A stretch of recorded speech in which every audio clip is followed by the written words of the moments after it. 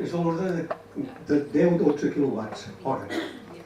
En canvi, per tenir un quilowatt hora en sistemes renovables necessitem extensions, molt material, són poc intensives, molt menys intensives. N'hi ha moltes, perquè esclar, vull dir, rebem sol a tot arreu. Imagina't, d'aquí fins a la frontera, per dir alguna cosa, no? Tenim sols, etc. O vent, però el tenim també una barbaritat. Però esclar, llavors això ens obliga, diguem-ne, a molta instal·lació de captació. Gestió, són recursos d'estoc. Són, per tant, molt fàcilment... O sigui, per exemple, si algú ha vingut amb l'automòbil, ha tancat el motor i que té una benzina allà, i fins que no torni a posar el motor en marxa, té aquella benzina que no se'n perd gens. I per tant, l'ha posat en marxa al moment que li ha interessat. L'electricitat de les energies renovables ve de fluxos naturals. Hi ha sol, no hi ha sol, hi ha vent, no hi ha vent, l'aigua admet una mica més de gestió, però també la tenim, no la tenim, o l'hem d'utilitzar per altres coses. Per tant, tenim un problema molt més gran de gestió. Són magatzems, són recursos emmagatzemables per naturalesa. En canvi, aquests requereixen sistemes massius de magatzematge que encara no els tenim. Les bateries d'automòbil, tot i que és un salt molt important respecte a altres bateries d'èpoques anteriors, són molt poc capaces. Fixeu-vos bé que l'automòbil va començar sent elèctric a finals del segle XIX.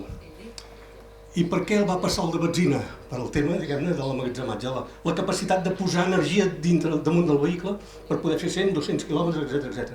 Ara estem començant a atrapar això, però tenim dificultats. Accessibilitat. La seva extracció exigeix grans empreses, mitjans i capital. Aquí potser trobaríem alguna coseta, però encara que trobéssim aquí una font, vull dir, necessitaríem pous, etc. En canvi, aquests d'aquí són fonts distribuïdes, escalables, accessibles a la ciutadania. Tothom pot posar-se damunt de dalt o un petit aerogenerador o unes plaques fotovoltaiques i d'energia. I aquest també és el rendiment que ja n'he parlat. Aquí el rendiment d'energia tèrmica a electricitat aproximadament és una tercera part. O sigui, 3 d'energia tèrmica passen a un d'electricitat. No perquè estigui mal gestionat, ja us he dit, sinó perquè les lleis de la termodinàmica demanen aquesta. I aproximadament 4 en promig de tots els sistemes de transport. 4 d'energia tèrmica passen a un de mobilitat.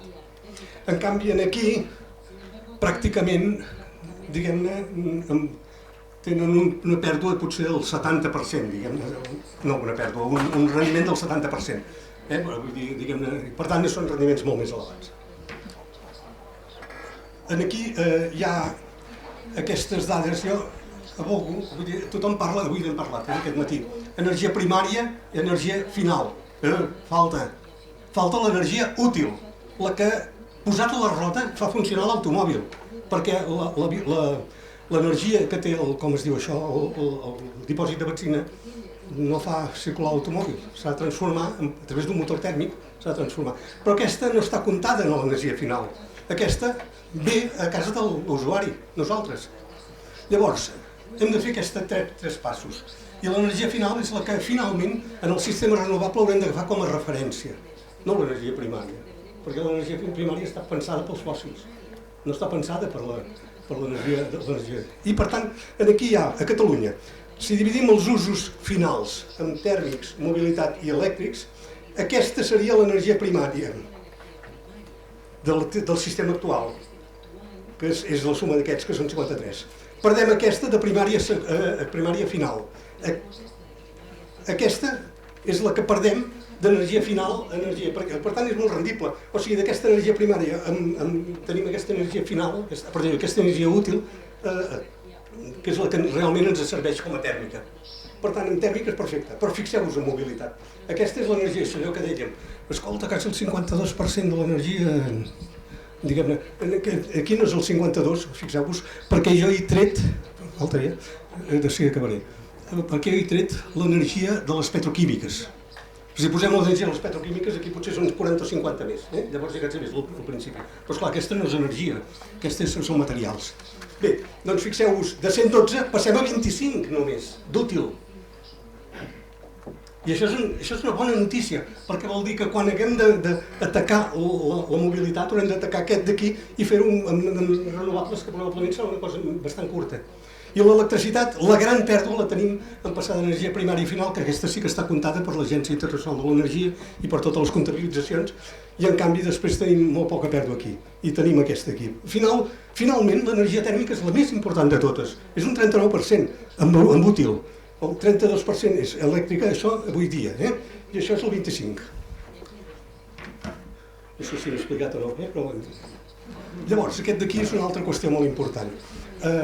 L'energia fòssil va ser energia captada fa centenars de milions d'anys, durant centenars de milions d'anys, de sols, etc., transformats en vegetació o en animals, enterrats i transformats, etc. I els extraiem ràpidament i gastem el que podem extreure i gastar. Bé, en l'època prefòssil havíem de confiar en la biomassa. I la biomassa és molt menys intensiva que els fòssils, molt menys. Això és per superfície necessària. Tant en el sistema prefòssil com en el que ens ve ara, tornem a tenir la necessitat de captar l'energia i, per tant, de posar captadors en superfície. Per tant, el territori passa a ser un element clau de la nova transformació. Llavors, a l'època prefòssil necessitàvem 20 hectàrees, pel que en el sistema fòssil es necessita 0,125 i en el sistema postfòssil, amb tecnologies millors, la fotovoltaica, l'eòlica moderna, no els molins de vent d'abans, etc., seria 1 hectàrea. O dit d'una altra manera, baixem 1.600 vegades en els fòssils, però augmentarem 80 vegades, necessitarem 80 vegades més de territori que no pas el que necessitem ara amb les centrals de diferent tipus, les línies elèctriques i tal. O sigui que o les refineries. Haurem de multiplicar per 80 l'energia. Fixeu-vos quina transformació. Això ho hem de tenir en compte. I aquest és part del problema que nosaltres tenim en aquests moments. Això seria la situació de Catalunya. Si Catalunya és això, 32.000 quilòmetres quadrats, els cultius són 8.300, que és un 20... Aquí no ho posa, però és un 25% més o menys. Bueno, aquí ho posa, 24,9.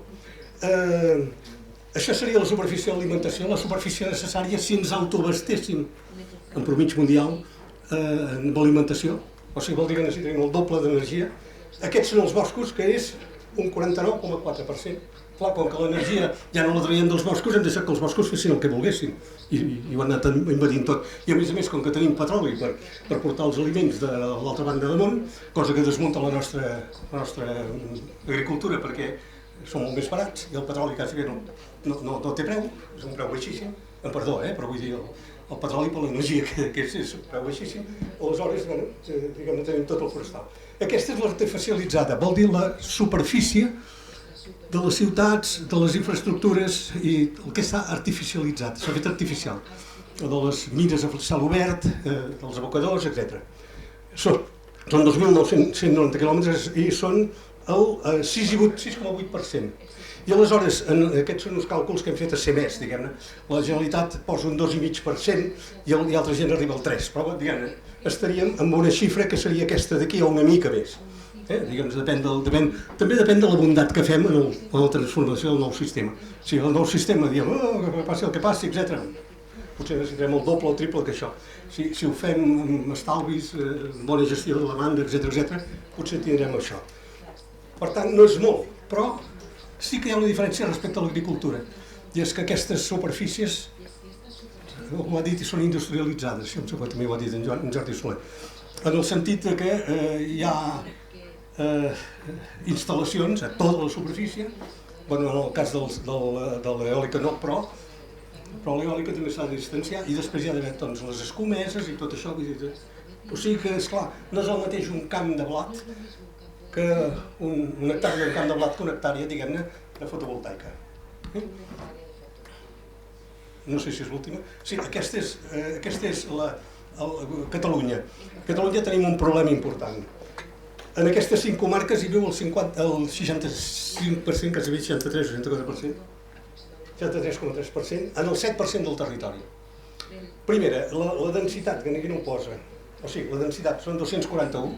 Això és més dens que, per descomptat, que França, però que Alemanya, que Itàlia i que Anglaterra, que són països densament poblats. I després, a l'altre extrem, el 60% del territori recull només el 8% de la població. I després hi ha una part intermèdia, seria aquesta d'aquí, que són de comarques de més de 100.000 habitants, que són el 28% de la població i el 32% del territori. Però, i aquí hi ha una diferència, per exemple, respecte a Holanda. La part del territori que té pendents de més del 20% és el 51% de la superfície de Catalunya. O sigui, agafeu un pendent del 20%, feu un quilòmetre i quan siguem a dalt en parlem d'això. Doncs 50% del territori té pendents de més del 20%. I a part un trencament, diguem, orogràfic dramàtic. Per tant, Catalunya és un dels llocs on tenim una dificultat més gran i hem de treballar més per això. Jo després explicaré una mica, diguem-ne, sembla que no tinc cap més, ja? No, ja el bloc B. Jo volia començar dient que, no sé si us han passat aquest document, això no ho sé, però sí. Aquest és el document, com si diguéssim en brut, que teniu penjat a la plataforma on hi ha l'aprofundiment del bloc 1, del bloc 2 i la part del bloc 3 és el que heu treballat per grup sobre la sessió del migdia. Ara que són les propostes. Jo ho deia simplement perquè no sé si has hagut fer, ho vaig demanar en Lluís Guitart, que el posicionament que deia per a mi no m'hi vaig sentir identificat. I llavors n'he fet un altre que no sé si s'ha pogut incloure o no. El que jo em sento còmode és model distribuït, posava descentralitzat, amb instal·lacions d'energies renovables a petita escala per a usos propis i comunitaris i altres grans instal·lacions per cobrir activitats intensives en energia. Llavors, quan el compareu amb el d'en Xavier Cugat, de fet no té unes diferències massa grans. I suposo que l'interès era que tinguéssim com una divergència, però jo la veritat és que també he llegit el de Xavier Cugat. Jo penso que hi ha matisos, ell és un home més d'economia, diguem-ho així, i d'industrialització. Jo tinc més preocupació, diguem-ne, des de la ciutadania, però no he vist unes discrepàncies massa importants, diguem-ne, amb ell. Diguem-ne, o sigui, això està molt bé, diguem-ne, per l'altre cantó. Bé, llavors, diguem-ne, aquesta és una imatge que per mi és de molt impacte, també. Mireu, això serien les diferents components del mix energètic català, però que ho he fet per altres llocs. Aquesta és l'electricitat, 1.330 que són quilowatts habitant any. Després, en combustibles domèstics, a Catalunya gastem, en promig, 1.986. I després, en carburants per a mobilitat, 5.626. Total, això suma 8.951. Això és important, aquest primer cercle vermell, perquè és allò que ens traiem els diners de la butxaca per comprar coses que en diem energia. I, per tant, tenim la percepció de que gastem en energia 8.951. Sempre aquí posem la mobilitat privada, diguem-ne. S'acaba aquí? No. No. Després hi ha totes les activitats primàries, secundàries, terciàries. Sectors primaris d'indústria, construcció, serveis públics, transport en general. Aquí el transport privat, diguem-ne, allà hi hauria escola. L'AVE està aquí dalt, diguem-ne, no? Etcètera. Bé, doncs això són 15.440, o sigui, pràcticament el doble d'aquests 8.000. Les activitats que fem són el doble del que paguem, del que ens traiem de la butxaca per pagar energia. Però també és energia que gastem, el que passa que la paguem en forma de productes i serveis. S'acaba aquí? No. Resulta que això són les energies finals. N'hem parlat diverses vegades, o sigui la que les empreses ens venen als usuaris, industrials i privats. Llavors, s'ha de fer l'energia a partir de l'energia primària. Tenim això, 9.900, més que el que hem pagat. O sigui, l'empresa per, diguem-ne, agafar petroli en brut, cru, gas en brut, carbó en brut, el mineral d'urani, etcètera, i passar-ho a electricitat i combustibles d'usuari, s'ha gastat 9.909 kWh habitant, més que el que hem pagat nosaltres. I s'ha acabat aquí? No. Per què? Perquè, ja n'hem parlat abans, hi ha uns béns i serveis que s'han produït en altres llocs i també uns que s'han produït aquí, els hem exportat i uns altres que els hem importat. En països com el nostre, l'importació és molt més gran que l'exportació. I llavors això torna a ser 9.440, més que el que hem gastat directament. Total. Això és el balanç, això és el que diu l'Agència Internacional de l'Energia, són 34.000 8.000 és el que paguem, 34.000 és tot el sistema que hem gastat en el propi país, però el que ens beneficia la gent del país són 43.000, o sigui que és una cinquena part. Llavors, molt sovint, quan nosaltres posem sistemes a les teulades, també podem posar mini-eòlica, diguem-ne, petites eòliques, o altres coses d'aquest estil. El que estem fent, amb sort, és cobrint això. Amb sort, fent un esforç important. Però després hi ha tot això, esclar. Tot això vull dir... I això hauríem de mirar de reduir-ho tot, diguem-ne. En part, això es redueix perquè no són combustibles fòssils i per tant tenim molt més bon rendiment, aquesta rosa, però aquest d'aquí la podem també disminuir molt. I després podríem no importar tant, diguem-ne. Vull dir que això seria tot el tema. Jo penso que això, jo en dic percepció dels usos energètics. O sigui, percebem escassament una cinquena part dels usos energètics reals que tenim. Tiro endavant. Transició energètica és això. Diguem-ne, hem de disminuir els usos i hem d'augmentar les renovables. I això són les fonts renovables fins a 0. Potser no sé què, però diguem-ne, en l'últim terme 0.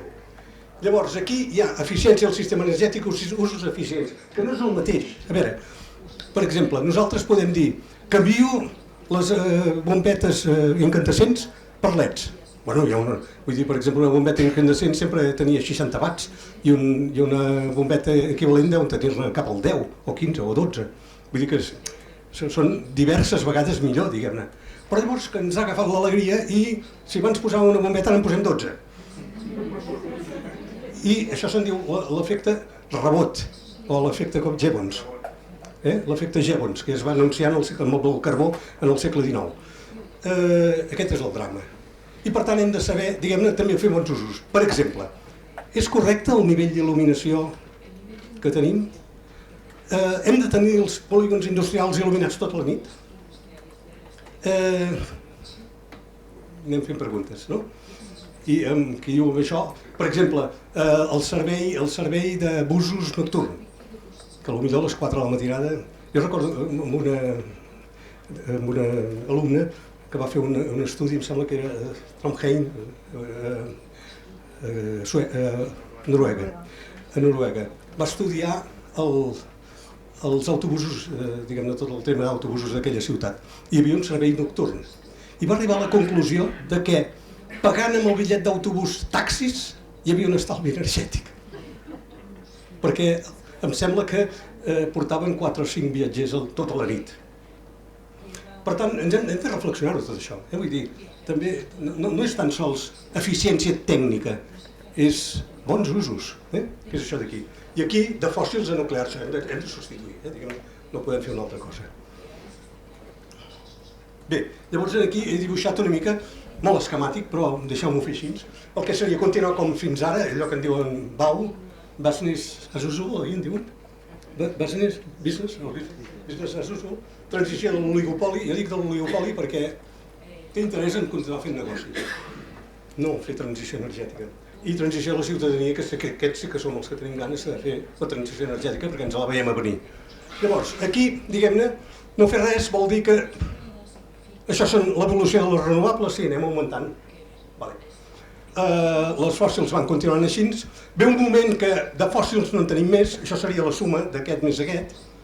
No en tenim més, això es talla, havíem expectat això però ja no ho fem, i al final, quan van els fòssils, com que no hem fet quasi res especial, baixem aquí, i això és un col·lapse, almenys respecte a totes les expectatives que teníem i respecte als nivells que havíem tingut d'energia, que eren molt més alts. I a part, diguem-ne, això que hi ha puntejat aquí són les emissions, i per tant això vol dir el màxim, vol dir haver cremat tot, i per tant vol dir el màxim efecte, diguem-ne, negatiu del canvi climàtic. Màxims efectes, diguem-ne, negatius del canvi climàtic.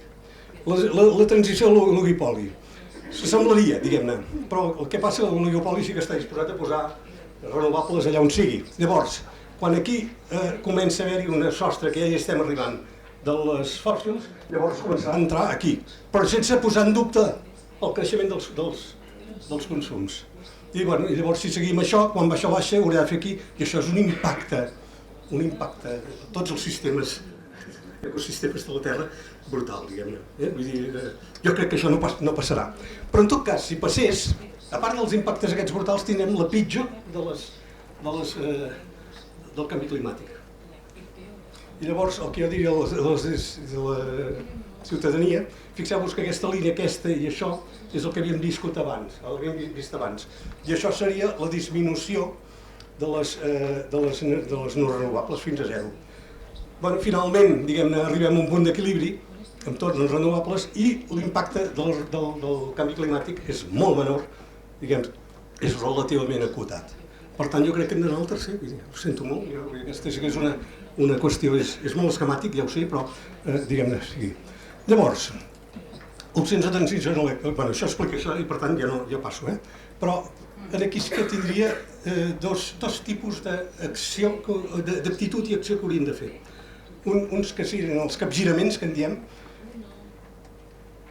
que serien de l'estil següent. Primer capgirament, d'una ciutadania passiva a una ciutadania activa. Us tinc a vosaltres i és un bon exemple i un estímul.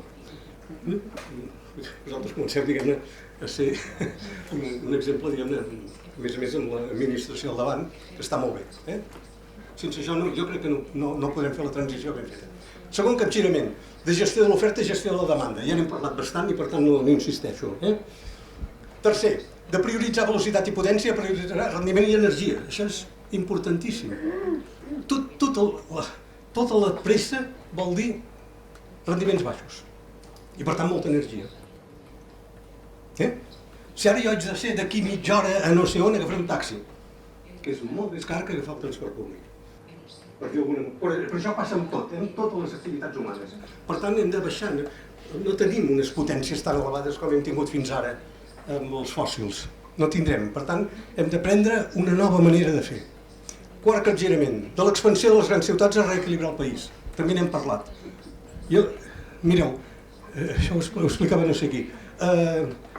La primera ciutat que va arribar a 1 milió d'habitants va ser Roma l'any 0. Amb tot l'imperi, diguem-ne, des d'Inglaterra fins a Pèrsia, diguem-ne. Alimentant allò, va arribar a 1 milió. Al segle IV, Roma es descomposa, l'imperi romà, amb Constantinoble i amb Ravenna, ni tan sols va ser Roma la capital.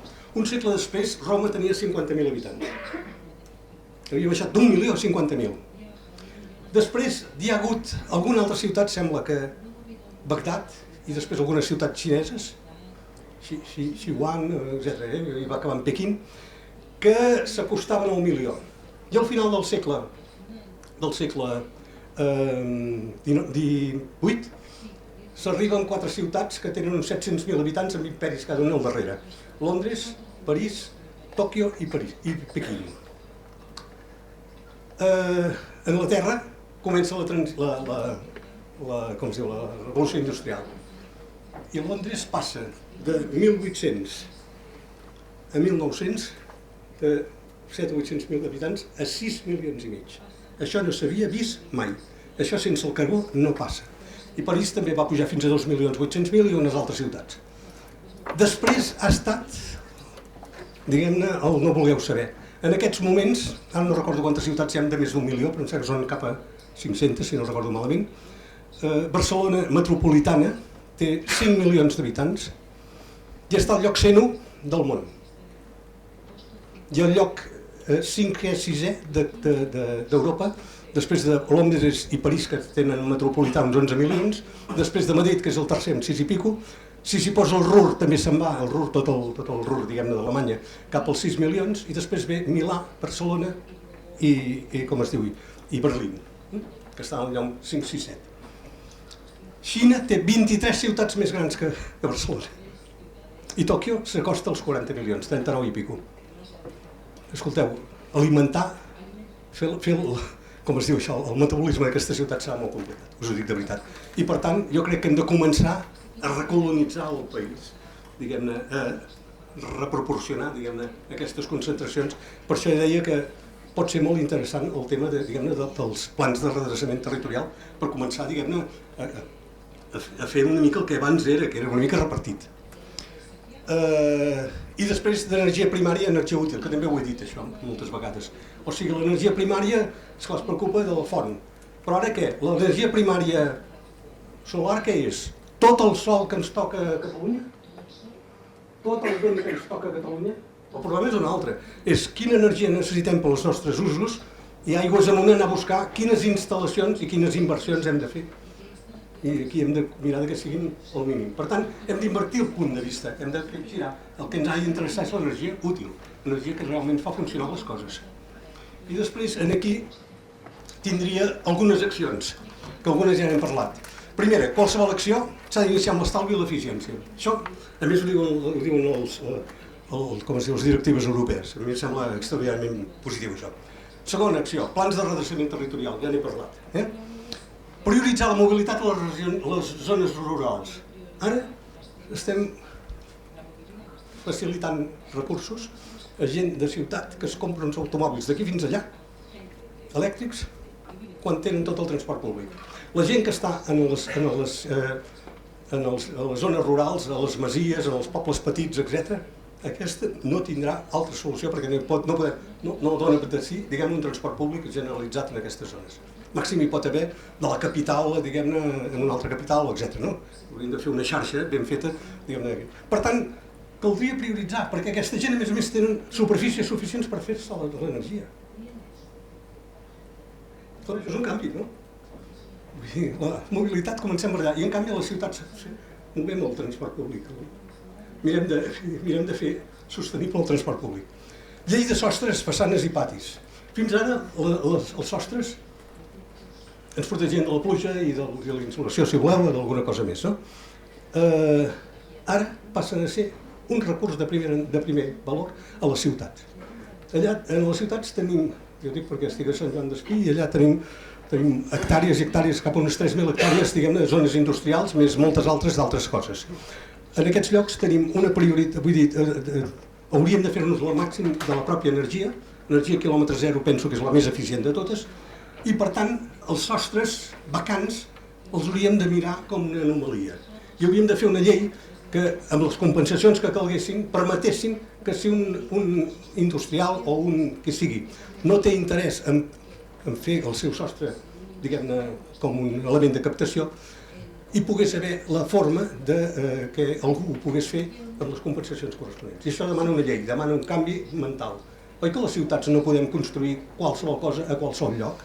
Ens diuen quants pisos podem fer i quants metres quadrats. Doncs aquí també seria una mica el mateix. O sigui, quan tu tens una superfície, hauries de posar-la a disposició, no regalada, a disposició de que es pogués captar energia. I pràcticament l'últim projecte solar fuster hem dit que és el següent. Va sortir del tema de pensar per què no fem els parcs solars que haurem de fer, que haurem de fer moltes hectàrees, per què no els fem sostinguts amb estructures de fusta en lloc d'estructures de acer i d'alumini? Mireu, els materials, abans d'entrar en els processos de fabricació, per exemple, els materials que entrarien en una fàbrica teòrica, diguem-ne, de fabricar vehicles, en el moment que entren al magatzem, encara en brut, per conformar, han gastat el 33%, del 30 al 35% de l'energia i han fet el 30 al 35% de les emissions. I si agafem els 4 materials principals, que són acer, ciment, alumini i plàstics, són més del 20%. 20% de tota l'energia de tot el món. I l'acer són el 8%, del 8,5% de l'energia i 8,5% de les emissions, el 8,9% de les emissions. Per tant, per què no fer-ho de fusta? Llavors jo vaig fer una estimació del que podria ser un parc solar fet amb ciment, acer i amb estructura de ciment, acer i alumini, i passat, diguem-ne, a una estructura de fusta. I més o menys em va donar el següent. Si el de ciment, alumini, etc., té uns costos energètics, una despesa energètica de 100 i unes emissions de 100, si ho fem de fusta tenim una energia del 33, diguem-ne, la tercera part, i unes emissions de menys 100. És un embornal. És un embornal. Perquè la biomassa la cremem i és neutra, en teoria. Hi ha una mica d'emissions perquè hi ha les serres i etc. però fins i tot comptant la serra i tot això, la fusta és una borrada. I llavors el que diem és això. Llavors de seguida va sortir la reflexió de dir però i per què hem deixat de fer els marcs de finestres i portes i tot això i hem passat tot a l'alumini? L'alumini, cada quilo, vol dir 60 quilowatts hora. Cada quilo. Brutal. D'acord, si el com es diu això? Si el recicles és molt menys, és un 20% més o menys, però si no, són 60 quilos. I aquest seria també un altre gran... Per tant, això són unes quantes accions possibles que jo poso en consideració de tots vosaltres. Em sembla que va, ja està. Bé, us vull parlar de l'impacte que té això de les renovables, però també de l'impacte que té no tenir les renovables. És evident i, per exemple, el Carles ha parlat de l'impacte en superfície, de tenir un sistema totalment descarbonitzat a Catalunya, que seria un 2% de la superfície. Per tant, malgrat que tenim un impacte, és evident que no és un impacte major. Aquest és el primer punt. El segon punt és que sí, les instal·lacions renovables són més grans que les que no en quant a generació, però una instal·lació, per exemple, una planta fotovoltaica, no només genera electricitat, com una planta de carbó, sinó que a més extreu l'energia primària.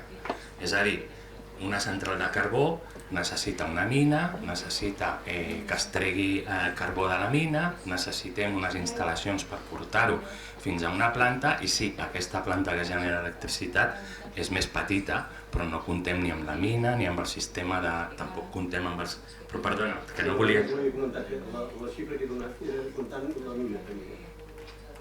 Bueno, el ProEncat el 2% el dona només... Bueno, vale, però vull dir, hem de comptar amb aquestes coses, vale? La perspectiva de la Generalitat sí dona un 2% de la superfície. De totes maneres, i és evident que hi ha uns impactes ambientals i s'ha de tenir cura amb les instal·lacions renovables. No sé si entrant al debat aquí, però clar, jo he vist la seva presentació primer. Vale, llavors... Ara fes la teva i després fes la taula rodona. I s'ha de tenir cura amb els impactes ambientals i reduir-los al mínim possible. Impacte ambiental no vol dir que no ens agrada, perquè la Terra no mor perquè ens agradi o no un aerogenerador o ens agradi o no unes plaques solars al costat de casa. Per això no mor la Terra. La Terra no mor per estètica, mor perquè hi ha unes emissions de combustibles fòssils que estan danyant la Terra. Per tant, és la nostra obligació moral eliminar aquestes emissions fòssils. I ara us vull parlar del cost que tindria no fer aquestes instal·lacions renovables. La consecució del límit de 1,5 graus només serà possible de temperatura si finalment deixem de cremar tots els combustibles fòssils. Necessitem una eliminació gradual dels combustibles fòssils, no reduir, no disminuir, eliminar completament. Els signes vitals de la Terra estan fallant. Emissions rècord, incendis ferotges, sequeres mortals i l'any més calorós de la història. Ens trobem a quilòmetres dels objectius de l'Acord de París. Interpreto que quilòmetres volia dir anys llum de l'Acord de París. Però encara no és massa tard i podem evitar el col·lapse planetari. Disposem de les tecnologies necessàries per evitar el pitjor del caos climàtic si actuem ara. Això ho va dir fa un parell de dies l'Antonio Guterres, el secretari general de l'ONU, a la COP28. Una mica polèmica pel lloc on s'està desenvolupant. Llavors, si actuem ara, important, si actuem ara, ara què vol dir? Ara vol dir que en el món, en un any, es faran 36.400 milions de tones d'emissions d'efecte hivernacle. Això són 4,50 tones per cada habitant de la Terra. A Catalunya són 40,40 milions de tones d'emissions d'efecte hivernacle i són 5,33 per habitant, és a dir, estem per sobre de la mitja mundial. I això tinguent en compte, una de les coses que ha esmentat Carles, que és que part del nostre consum no el generem aquí, sinó que l'importem. És a dir, hi ha emissions que són nostres que no estan comptabilitzades en aquests 40,40. Tenim una obligació moral, nosaltres, els catalans, generem més emissions que la mitja del planeta. Només per això tenim una responsabilitat moral de fer un esforç superior al que ha de fer la resta del planeta.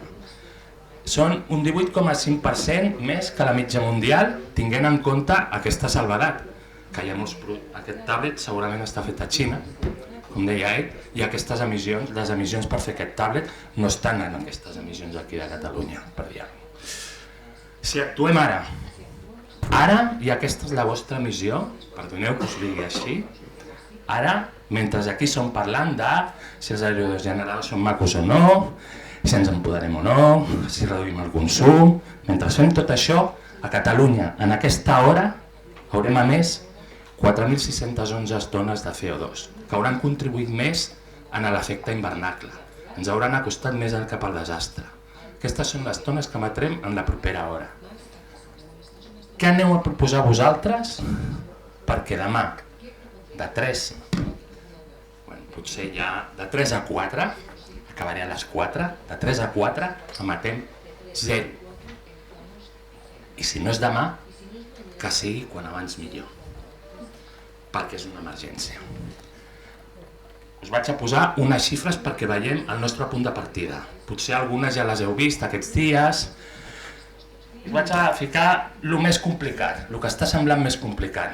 Hi ha un pla de la Generalitat, que és el PROENCAT 2050, en el qual l'ICAEN analitza les necessitats d'energies renovables que necessitem per arribar a una economia descarbonitzada al 2050.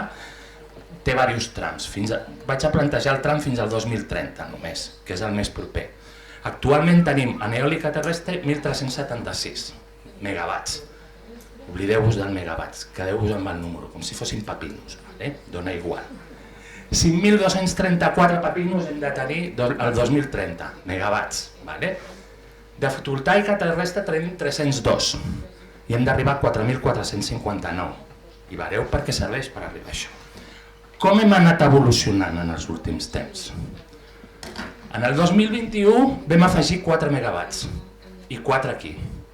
Això vol dir que fins al 2030 ens queda anar amb un ritme de 429 a l'any i 462. Anem a veure què va passar el 2022. El 2022, festa, 94 megawatts, 7. Això vol dir que ja tenim un any menys per arribar a la fita. 489 per any, 520 per any. Anem a veure què passa l'any següent. 2023. Dades a 1 de desembre de 2023. 0 d'eòlica, 6 de fotovoltaica. Tenim un any menys. M'he saltat al desembre, perdoneu-me, però no crec que ara no s'afegeixin 1.000 de cop. 551, 594 a l'any. Mirem com ha anat progressant això. El 2021 teníem que anar a un ritme de 429 amb eòlica, el 2022 de 489, el 2023 ja de 551, perquè clar, com que no fem feina cap any, doncs cada dia ens anem retardant. En fotovoltaica 462, 520, 594, clar, després vindrà tot de cop, quan ho haguem de fer. Llavors, això és el total de renovables. Aquí hi ha més coses, que si la biomassa, l'autoconsum, us he posat les més crítiques. Respecte al 2030, respecte al total que hem d'instal·lar d'aquí al 2050, el 2022 teníem el 6,89, el 2023 el 7,29, el 2030 hauríem de tenir, si anem als ritmes, el 25,53% del que necessitem.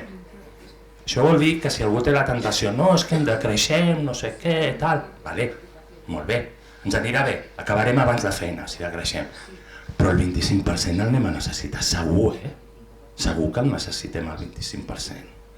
Per tant, l'impacte de no tenir-ho és molt gran i podeu dir, i la resta del món què? Nosaltres estem per sobre amb emissions que la resta del món. Tenim una responsabilitat superior a la de la resta del món. Aquest número és el més important de la presentació, 6,48. 6,48 vol dir que les mesures que proposeu, siguin les que siguin, han de multiplicar per 6,48 el ritme d'implantació de renovables del total. Jo he incidit al principi en eòlica i fotovoltaica, però s'ha d'instal·lar 6,48 vegades més el ritme que tenim actualment. Això vol dir que no podeu proposar mesures per frenar renovables, heu de proposar mesures per accelerar el ritme d'implantació de les renovables, que poden ser com siguin, tenint en compte un munt de coses que s'han de tenir en compte. Per exemple, no anem a fer una instal·lació renovable a dalt del Montsant, per dir alguna cosa, no? Dic el Montsant perquè el meu pare era del Priorat. Doncs això, però, òbviament, hi ha llocs on és convenient no fer-ho. Però a veure, els pobles de Catalunya tots són molt macos, i Catalunya és molt maca, perquè no val, és a dir, que a Gratallops, que és d'on era el meu pare, si toca ficar un aerogenerador al costat de l'ermita de la Consolació, que està dalt d'una muntanya, que és on van a fer el dia de Pasqua la mona, allà no toca perquè, ostres, que al costat de l'ermita de la Consolació... Sí,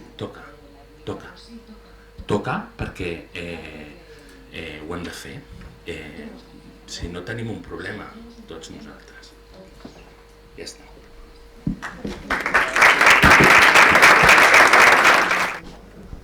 Perfecte. En algun punt ho faré una mica interactiu, si us sembla. Us vull parlar del vostre paper i del paper de les administracions públiques perquè és fonamental en tot aquest procés de la transició. Però també volia aprofitar per donar-vos alguna xifra. En el pla del... Us he parlat del pla del ProEncat perquè m'agrada com està fet. És important saber que cap al model al que anem és un model mixt. Passem d'un model d'oligopoli a un model mixt. Això ja és evident avui. Qualsevol es pot fer una instal·lació d'autoconsum a casa seva, les empreses, i això és una part important de la ciutadania. Prendre consciència i on sigui possible que la ciutadania tingui l'opció de fer ella mateixa la seva pròpia instal·lació de generació d'electricitat, pugui fer-ho.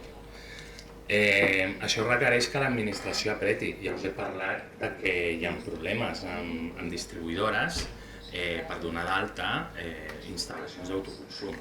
Per tant, l'administració ha de fer la seva tasca sancionadora, apretar i legislar de manera adequada perquè qualsevol instal·lació que es pugui fer en un sostre no tingui problemes.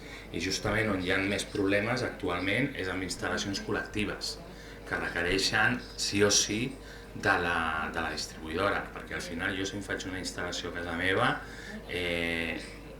encara que la distribuïdora no doni el vistiplau, potser no podré exportar energia i que me la descomptin de la factura, això que és de compensació simplificada, però l'energia que genero quan la utilitzo en temps real és meva i la puc fer servir, encara que la distribuïdora no vulgui.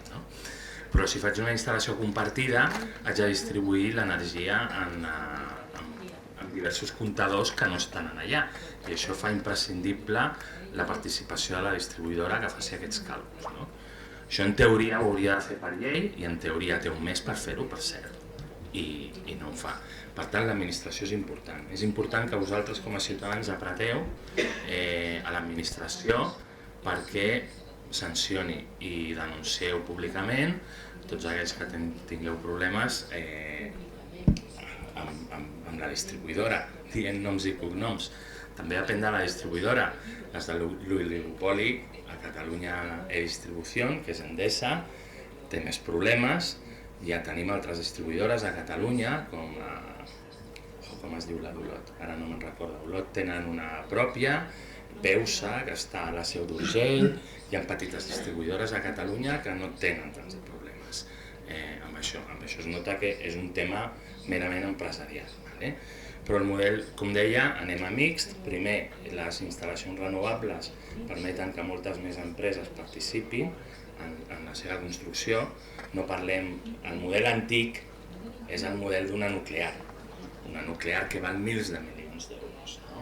El model antic vol dir que hi ha molt poques empreses que poden accedir a això. El model actual hi ha centenars d'empreses que que participen en la instal·lació d'energies renovables i també els ciutadans poden participar i poden participar en instal·lacions petites i instal·lacions grans. El vostre paper és important en aquest sentit i en impulsar que l'administració faci la legislació adequada per fer-ho.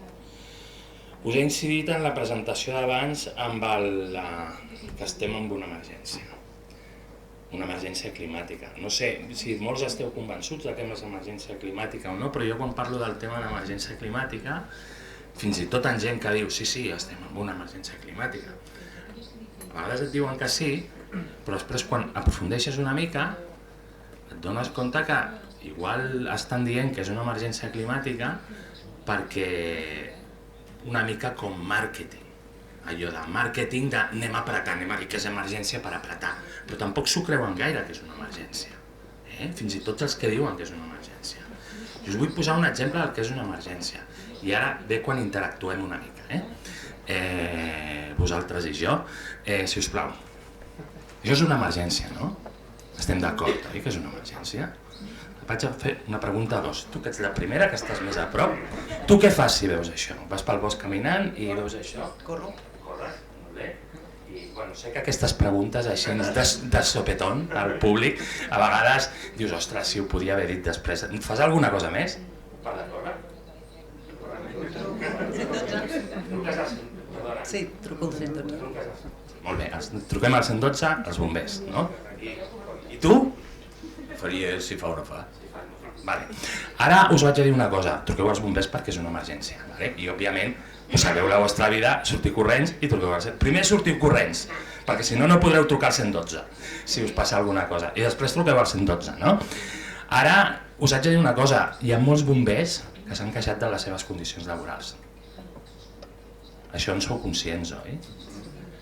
Segueixes trucant al 112? Malgrat que les condicions laborals dels bombers són dolentes? Sí, no? Sí, seguiu trucant, no? Perquè és una emergència. Lo de les condicions laborals ja ho solucionarem. Però és una emergència, oi? El foc. I que vinguin els bombers també. Després, ja, si fa falta, ja solucionarem. Això és una emergència, Siguem-ne conscient. Ens creiem que és una emergència, la crisi climàtica, o no? Vale. No intentem arreglar tot el món, perquè poder, si intentem arreglar tot el món, no arribem, Fixeu-vos que tots els plans que fan tots els països són d'aquí al 2050. Us he presentat el pla de la Generalitat, que és d'aquí al 2050. I no l'estem acomplint. Us he ensenyat les xifres que són ridícules del que està fent Catalunya. I això que tenim un pla a 33 anys, perdona, m'he passat, a 27 anys. Era 30, però ja han passat 3. I no hem fet pràcticament res. I és una... Clar, com que són tants anys, correm el risc d'avançar que... Bueno, no sembla tan emergència, és que no ho podem fer més ràpid, arribem tard i no ho podem fer més ràpid. Però cada hora passen les emissions que us he dit abans, 4.000 i pico, ja no me'n recordo quin número era, 4.677 em sembla o alguna cosa així. Cada hora es va afegint, es va afegint a l'atmosfera i el problema es va fent més gran. Per tant, el primer que farem és una mica anar reduint a poc les emissions. Els nous models, una cosa que és important que tingueu en compte és que electrificar vol dir ja, és desitjable que reduïm el consum. Però consumint com consumim actualment, electrificar el sistema energètic ja vol dir disminuir el consum energètic. Perquè l'electre és molt més eficient que els sistemes fòssils. Els sistemes fòssils, o sigui, quan parlem, us vaig a posar un exemple, un cotxe. Un cotxe de benzina és una estufa que a més es mou. Una estufa que a més es mou vull dir perquè, per exemple, del 100% de l'energia que posem en un cotxe a combustió, el 70% se'n va en calor. Per tant, per mi això és una estufa. I si el 30% es va en moviment, doncs és com un afegit, no? Però, vamos, la major part de l'energia es va en calor. En els sistemes elèctrics, la major part de l'energia s'aprofita. El cotxe elèctric, per exemple, aprofita entre el 85 i el 90% de l'energia que entra. És un exemple. Jo he vingut avui amb un cotxe elèctric. He gastat 16,7 kWh per venir aquí, cada 100 quilòmetres. Una altra pregunta interactiva. Algú ha vingut en cotxe aquí? Per casualitat? Tu? Quan creus... Oh, perdona, no, els dos primers han sigut perquè estaven aquí.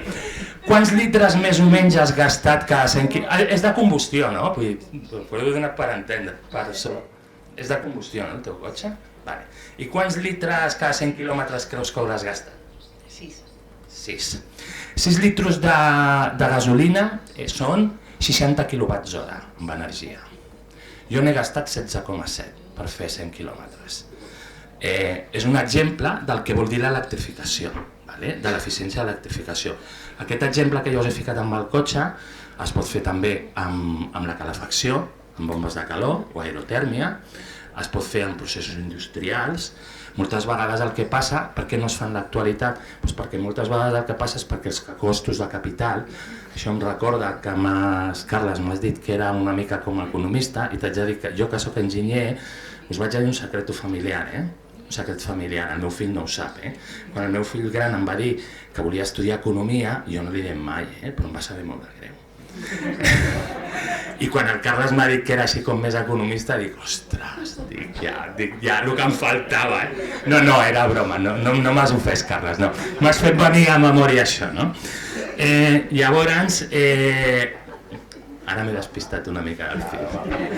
Bueno, el que vull dir és que hi ha unes economies molt importants i de fet el pla ProENCAT el que avalua és que fins i tot tinguent un creixement econòmic del PIB del 2%, que hauríem de discutir si és desitjable o no, o cap on hem d'anar, es produeix una reducció del 33% del consum energètic. Això és important, tenir-ho en compte. I, bueno, només us volia dir això que, resum, vosaltres sou importants pel que podeu fer directament, els que podeu fer-ho, en quant a implantació d'energies renovables a la vostra llar o les vostres empreses, cases, si teniu, o el poder d'influència que tingueu allà on treballeu. I també és important el vostre paper des del punt de vista d'empènyer l'administració a fer l'adequat. És a dir, l'adequat és que seguim avançant no només en renovables, en transició energètica, que us he explicat abans que no és exactament el mateix.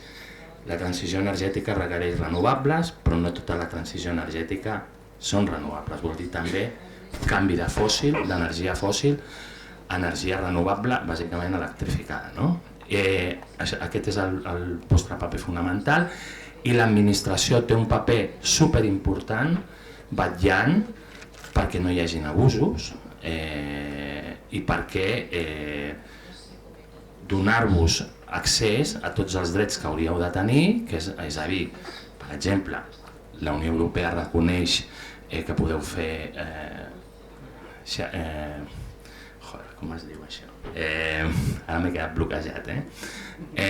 Plantes compartides, que podeu vosaltres, la ciutadania, fer plantes compartides, i això no s'està produint perquè faci legislació que permeti fer plantes compartides, totes aquestes coses, però hem tingut clar que fan falta plantes al marge del que podem fer en els sostres. I faran falta també empreses que facin plantes, perquè nosaltres tampoc hi arribarem. Última dada, vaig fer uns números grossos del que significava el pla ProENCAT amb cost econòmic. Clar, després sí, m'ho pots dir que soc una mica economista, Carles. 120 milions d'euros per Catalunya.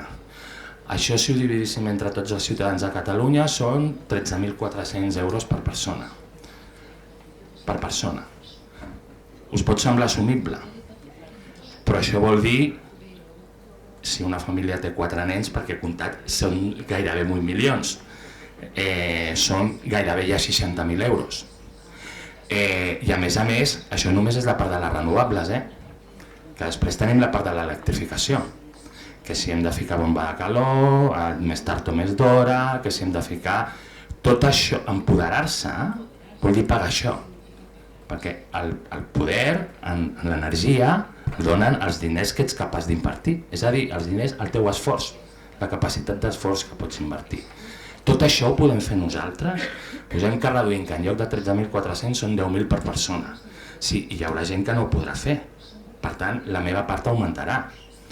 Tot això ho podem fer tot nosaltres. És important que fem el que podem fer, que l'administració ens doni dret a que nosaltres siguem prioritaris, que si jo ho puc fer, jo tinc dret per sobre d'una empresa. Però no arribarem a tot arreu. No arribem a tot arreu només amb sostres i no arribem a tot arreu fent-ho només nosaltres. Moltes gràcies.